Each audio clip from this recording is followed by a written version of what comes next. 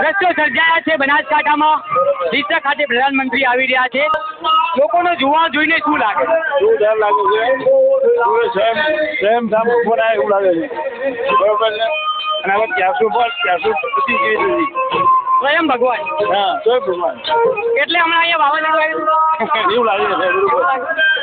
શું કહેશો? જે રીતે બે મહિલાઓ વચ્ચે ટક્કર છે, કોંગ્રેસમાંથી જેનીબેન ઠાકોર પણ ખૂબ મજબૂત ઉમેદવાર છે, અત્યારે કાંટાની ટક્કર થઈ રહી છે, રેખાબેન જીતશે।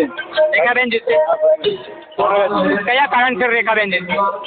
મોદી સાહેબે જે વિકાસ કર્યા છે, કામ કર્યા છે, એ પણ એવું જ લાગે છે કે રેખાબેન મોદી સાહેબના કામોને લઈને મોદી સાહેબના ગુજરાતમાં પણ એવા કામ કર્યા છે, અને ઉપર ગયા પછી એટલા બધા કામ કર્યા છે, રેલવેનું કામ હોય ઘણા બધા કામ કર્યા છે, 370 હટાવી ઘણા બધા કામ કર્યા। જોઈ રહ્યા છો પ્રધાનમંત્રી નરેન્દ્ર મોદીને જોઈને લોકો પોતાનો મત આપવાના છે।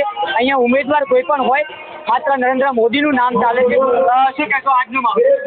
આજના માહોલને જોઈને એવું લાગે છે કે પ્રધાનમંત્રી નરેન્દ્ર મોદી જે આવી રહ્યા છે એમાં બહુ વધારે સંખ્યામાં પબ્લિક છે, અને આ પબ્લિક આમાંથી એ નથી, અને પ્રધાનમંત્રીનો જે 400 પારનો જે એલાન કરેલું છે 100% પાર છે, 400 પાર જ થશે, અને પ્રધાનમંત્રીને બધા ડીસાવાસીઓ બનાસકાંઠાવાસીઓ આવકારે છે, અને પ્રધાનમંત્રી 400 પાર થઈ જશે।